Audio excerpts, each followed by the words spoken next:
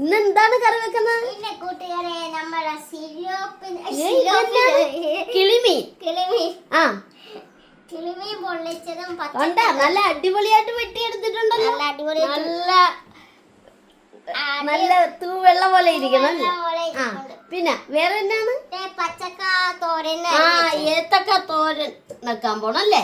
അതിന് അരിഞ്ഞോണ്ടിരിക്കുകയാണ്. ആ എന്നാ നമുക്ക് ഇന്ന് ഇത് പൊടിച്ചു കറി തന്നെ വെച്ചേക്കാം.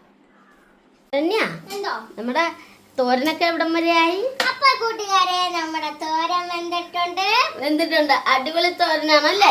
പച്ചക്ക തോരൻ പിന്നെ നമ്മുടെ കിളിമീൻ പൊള്ളിച്ചത് അല്ലേ?